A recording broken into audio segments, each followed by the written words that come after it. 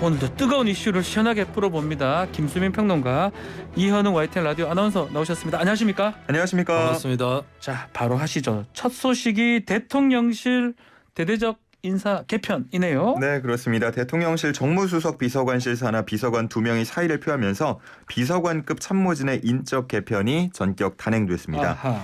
대통령실에 따르면 정무수석실 소속 홍지만 정무 1비서관 그리고 경윤호 정무 2비서관이 사의를 표명했는데 겉으로는 잦은 사퇴지만 좀 들여다보면 이준석 대표 징계를 둘러싼 여당 내용 상황에서의 조율 부재나 대야 관계 실패 등 이 정무라인에 대한 책임을 묻는 경질성이라는 관측에 무게가 더 실리고 있습니다. 예. 정무수석실은 앞서서 윤석열 대통령 취임 100일 전후로 인적쇄신 대상으로 지목이 되어 왔는데요. 지난주에 정무수석실 행정관 3명이 권고사직 처리된 데 이어서 이번에 정무 1, 2 비서관이 동시에 교체되면서 물갈이 수준으로 재편됐다라는 평가가 나오고 있습니다. 네. 윤석열 대통령도 어제 출근길 문답에서 비서관급 중폭 교체 가능성에 대해서 언급을 하기도 했는데요. 대통령실은 국민에게 가장 헌신적이고 가장 유능한 집단이 되어야 국민에게 제대로 봉사할 수 있다라고 하면서 국가에 대한 헌신적 자세, 업무 역량이 늘 최고도로 유지돼야 한다고 생각한다라고 말을 했습니다. 정말 말 그대로 지금 특히 대통령실 청사 7층에 이 피바람이 불고 있다고 봐야 되는데 7층에 정무수석실하고 시민사회수석실이 있습니다. 이게 이제 정무 라인을 아마 1, 2, 3비서관, 1, 2비서관 자치행정 비서관까지. 그렇죠. 예. 네. 이거 동시에 1, 2비서관을 바꾸는 거는 조금 이례적인 거 아닌가요? 네, 뭐 대폭 교체를 한다고 볼 수가 있겠고 예. 정무수석도 어떻게 될지 모른다라는 앞으로 관측이 자연스럽게 나올 수밖에 없겠습니다. 그러니까 정무수석실이라고 했을 때는 당이라든지 국회라든지 이쪽과의 소통, 가교 역할을 맡는 그런 그렇죠. 임무를 하고 있고 대통령 입장에서는 사실 대통령실 독자적으로 뭔가 일을 하기보다는 당이라든지 이쪽과 연결고리를 만들어가지고 국정을 운영을 하는 것이라서 굉장히 중요한 자리라고 할 수 있는데 이 자리를 이제 한꺼번에 1, 2비서관을 다 바꾼다라고 하는 것은 정무수석 비서관실 전체적인 개편이다. 그리고 앞으로 이게 어떤 방향으로 갈지는 현재로서는 가능하기 어렵지만 어쨌든 대통령실 운영부터 시작해서 국정의 그 방향이 바뀐다라고 하는 것 이거는 분명히 좀 예고를 하는 것 같습니다. 자, 후임자가 이제 곧 발표가 될 것 같은데 글쎄요, 정무니까 여야 소통이 좀 원활한 인사로 될지 아니면 또 검찰 쪽 인사가 될지 네. 어떻게 보십니까? 상식적으로 정무수석 비서관은 검찰 출신이 소화하기는 상당히 어려울 불가능할 것이다. 것 같긴 한데요. 네, 사실 검찰 출신 인사는 과거의 청와대 대통령실을 예로 들어보면 뭐 민정수석실이라든지 민정수석실. 이쪽에 좀 국한되는 건데 또 현 정부는 대통령실에 민정수석실이 또 없어요. 그렇죠. 네, 다른 자리에 조금씩 이제 검찰 인사들이 점점이 박혀서 들어가는 형식이었고 정무수석 같은 경우는 아무래도 정치권 인사가 유력시 됩니다. 네. 근데 지금 현재 또 이름이 조금씩 거명이 되고 있는데 국민의힘의 여성 전직 의원들이 거명이 되고 있어요. 예. 김연아 전 의원, 전의경 전 의원, 신보라 전 의원 이렇게 거명이 되고 있습니다. 네. 근데 또 이들 의원들을 통해서 그러면 어떻게 당정 간의 협조를 하고 정무적인 판단을 할 것인지 이것은 아직까지는 좀 미지수다. 이렇게 또 볼 수 있겠죠. 자, 7층에 이제 정무수석하고 시민사회수석실이 있는데 여기서부터 여기가 끝이 아니고 시작이다 이런 말도 있더라고요. 네, 맞습니다. 말씀해 주신 대로 시민사회 수석 그리고 정무수석실 참모들이 입주해 있는 7층이 이제 시작이다라는 말이 나오고 있고 앞으로 뭐 홍보나 정책 파트 이런 부분에 있어서도 인적 개편이 이루어지는 거 아니냐라는 그 얘기들 계속 나오고 있습니다. 네.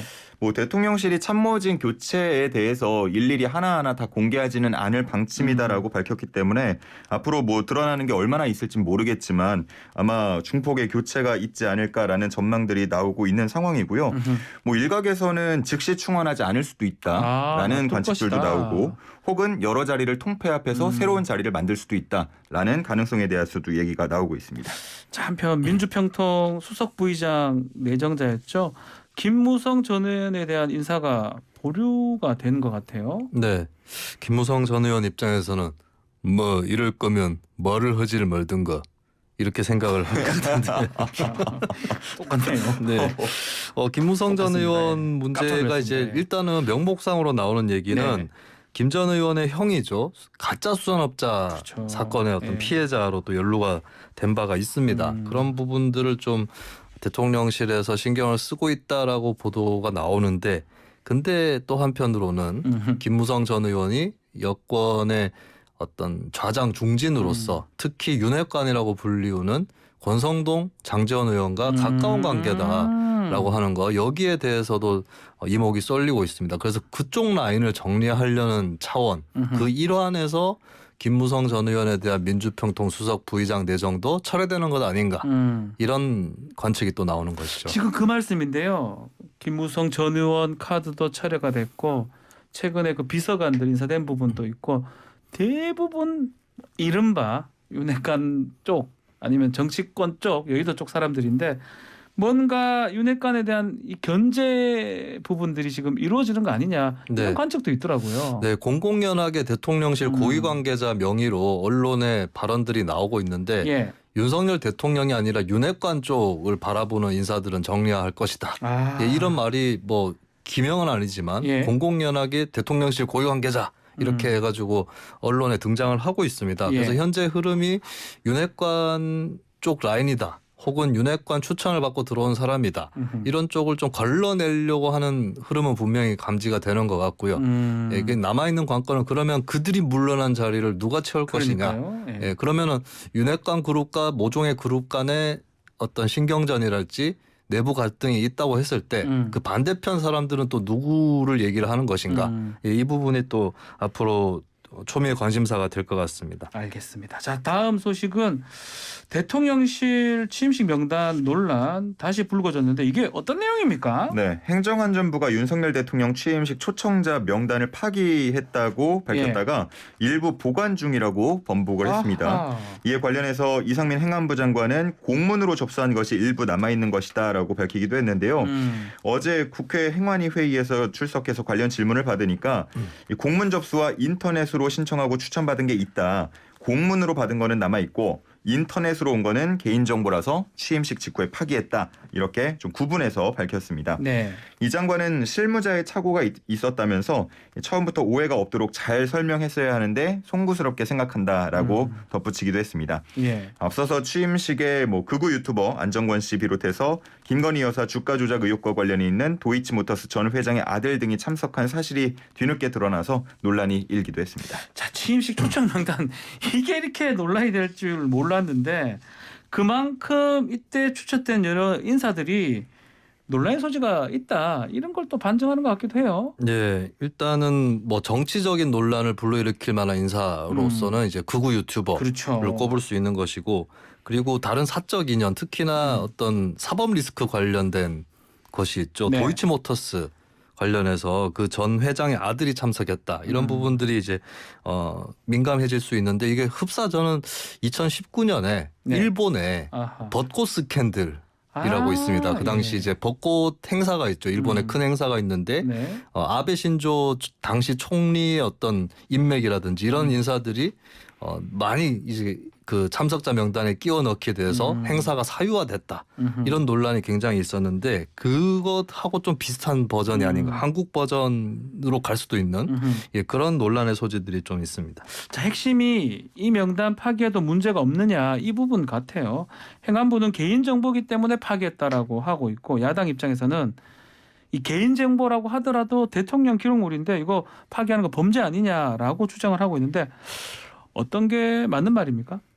대통령 기록물이라고 했을 때는 폐기를 함부로 하면 안 됩니다. 그러니까 폐기에 필요한 절차가 있는데 대통령 기록관 전문위원회가 있거든요. 예. 이쪽에서 심의를 합니다. 9명의 위원들이 심의를 해가지고 폐기를 결정을 하는 것이고 예. 그리고 그냥 결정하는 게 아니라 폐기를 결정할 경우에 관보라든지 인터넷 홈페이지에 고시를 해야 되거든요. 네. 그런데 이런 절차가 전혀 없었다라고 했을 때 이제 이것을 대통령 기록물이라고 본다면 폐기되어서는 안 되는 자료다라고 볼 수 있겠습니다. 행안부에서 얘기한 건 이제 개인정보에서 파기했다라고 하는데 그 부분 빼고 나머지 대통령 기록물로서의 가치가 있는 부분은 보존해야 되는 것이다. 그게 원칙이라고 볼 수 있습니다. 자, 그러면 이 초청 명단이 대통령 기록물이냐 아니냐 이게 가장 핵심 같아요. 어떻게 기록물이라고 볼 수 있습니까? 어떻습니까? 대통령 기록물 관리에 관한 법률이라고 대통령 기록물법이 있는데 예. 보면은 대통령직 인수위원회가 생산 접수한 기록물과 물품 역시나 대통령 기록물로 분류한다라고 되어 있기 때문에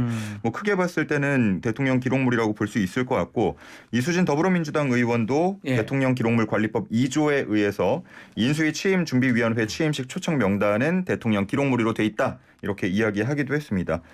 대통령 취임 후 30일 이내에 대통령실 내 기록물 관리부서로 이 기록물을 이관해야 하는 것으로 전해지고 있습니다. 그렇죠. 저는 뭐 애매하면 그냥 기록물로 보면 되는 거예요. 애매하지 않는 네. 것만 기록물 아닌 게 이런 법 취지로 저는 생각이 드는데 어쨌든 간에 인수위에 만들었던 기록물도 네. 대통령 기록물로 보는 게 맞다라는 게 법률 취지긴 하네요. 예, 맞습니다. 그리고 역대 정권의 과거, 사례를 예. 이제 살펴보면은 예. 이게 답이 나오는데요. 대통령 기록이 이제 법에 따라서 기록관으로 이관되기 시작한 네. 그 시기가 김대중 정권 때부터거든요. 아하. 그러면 김대중 정권 때부터 이 인수위 관련 기록이라든지 뭐 취임식 초청자 명단 이런 것들 살펴보면 되는데 하나의 예외만 있었습니다. 네. 문재인 정권만 그게 없었는데 잘 생각해 보면 문재인 정권은 인수위가 없었어요. 그렇죠. 박근혜 전 대통령 탄핵으로 인해서 보궐선거처럼 대선을 치렀고 아. 그리고 이제 당선되자마자 취임을 했죠. 예. 그러니까 취임식 초청자 명단이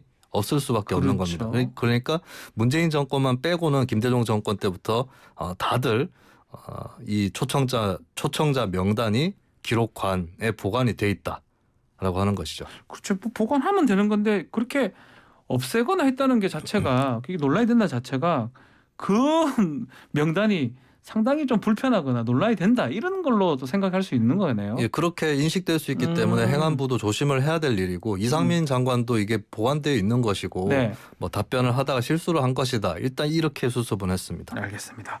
자, 어제 윤석열 정부 첫 대법관 후보자 인사청문회가 있었는데요. 자, 오석준 대법관 후보자 윤아원서 어떤 사람입니까? 네, 일단 윤석열 대통령의 대학 1년 후배로 알려져 있고 예. 사법시험도 함께 준비한 것으로 알려졌습니다. 아. 그 윤석열 대통령이 서울중앙지검장으로 재직할 때 서울고법 부장판사를 맡았는데 이제 가장 이번에 많이 이야기가 되고 있는 거는 이른바 800원 횡령 버스기사 해임 판결 아하. 이 부분이 논란이 되고 있어서 예. 잠깐 소개를 드리면요. 예. 그러니까 2011년 12월 후보자가 서울행정법원 행정 1부 재판장으로 재직할 시절인데 400원씩 두 차례 그러니까 800원을 횡령한 버스 기사를 해임한 고속버스 회사의 해고 처분이 정당하냐 이게 법원으로 넘어왔습니다. 네. 당시에 지방노동위원회 그리고 중앙노동위원회는 횡령 금액이 워낙 좀 적다 보니까 부당 해고다라고 판정을 했는데 행정소송 재판장이었던 오 후보자는 금액은 묻지 않겠다. 네. 어쨌든 이 수익금을 착복한 거니까 이거는 문제가 있다라고 해서 해고가 정당하다고 판결을 했습니다. 800원 횡령으로 해고된 게 정당한 판결이다라고 정당한 해고다라고 판결했다는 건데 이게 논란이 되는 게 이 당시가 이 13년인가요? 그때 변호사한테 85만 원 상당의 접대를 받은 검사 면직 요거 관련해서 또 가혹하다고 판결 내린 것 같아요. 네. 800원 받은 네네. 버스 기사는 안 되고 이 검사들 85만 원 받은 거는 괜찮고 이게 아마 좀 비판을 받을 것 같아요. 그렇습니다. 이거는 800원 대 85만 원이라고 하는 액수의 격차도 있거니와 그리고 85만 원 향응이면 이게 의도적으로 많이 받은 거라고 볼 수 있거든요. 85만 원 지금은 이때는 네. 김영란법 이거 부정청탁법 없었지만 85만 원 한 번에 받기 쉽지도 않잖아요. 네, 그렇습니다. 그러니까 800원 횡령이라는 것은 예. 하다 보면 실수로 할 수도 있는 것이고 그리고 800원 횡령해서 어디다 쓰겠습니까? 800원 해가 밥 사 네. 먹겠습니까? 당시에 네. 인터뷰 보면은 네. 그냥 하나씩 한 번씩 커피 뽑아 먹어도 괜찮다라는 분위기가 있었나 봐요.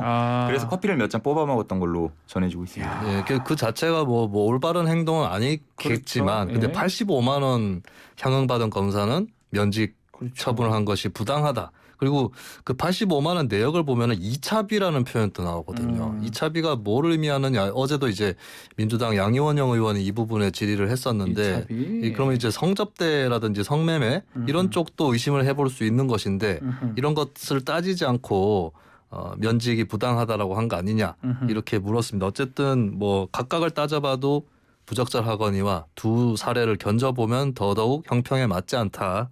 이 비판은 면할 수가 없는 것 같습니다. 자, 그거 말고 오석준 후보자 윤석열 대통령의 사적 친분 의혹 이것도 지금 논란이 되기도 하고 어제 청문회에서 김의겸 의원이 이 자료를 공개를 했던 것 같아요. 소개 좀 해주십시오. 네. 일단은 오석준 후보자는 뭐 대학교 때 가끔씩 같이 술을 마시고는 했는데 그렇게 친한 사이는 아니었다. 그냥 저녁 식사를 할 때 뭐 반주를 곁들여 마셨다. 이 정도 수준이었었거든요. 네. 이제 김의겸 의원이 사진을 하나를 제시를 하면서 네. 이쪽에서 윤 대통령하고 오석준 후보자가 자주 봤다는 목격자가 있다라고 예. 하면서 사진을 보여줍니다. 그러니까 아하. 이제 오석준 후보자가 인정하십니까라는 질문을 받고 자기 기억으로는 한 2번 정도 2명 아니면 3명 정도 같이 있었던 적은 있다. 음흠. 이렇게 일단은 얘기를 했습니다. 그리고 그리고 그 밖에는 이제 뭐 윤 대통령이 결혼할 당시에 결혼식에 하객으로 참석을 한다든가 이 정도의 이제 친분은 확인은 되는 것으로 나오고 있습니다. 특히 그 술집 사진은 최근 사진 아닌가요? 네, 그렇습니다. 뭐- 그러니까 옛날에 좀 인연이 있었다라고 했던 것이 오석준 후보자 답변의 취지였다고 볼 수 있는데 그것보다는 좀 더 친하지 최근에 않은가. 뭐 네. 아마 글쎄요. 이거 뭐 근데 그 친하다 하고 하면 안 되나요? 그냥 친한 거 혹시 네. 놀라야 될까 봐 그러나. 아무래도 그런 것 같습니다. 그리고 다른 뭐 어떤 정무직이라든지 장관 예. 이런 자리가 아니라 이것이 이제 사법부의 대법관이니까. 대법관 자리다 보니까 대통령과의 어떤 그런 친분 이런 것들이 더 크게 신경이 쓰이는 그런 기색이 좀 느껴지는 것 같습니다. 알겠습니다. 뭐 그 술자리 이런데 술 마신 적이 있다. 이 부분 또 아마 앞으로도 좀 논란이 될 것 같습니다. 자, 오늘 킹스맨 여기까지 하겠습니다. 자, 이현웅 YTN 아나운서 또 김수민 평론가 두 분 감사합니다. 네, 고맙습니다. 고맙습니다.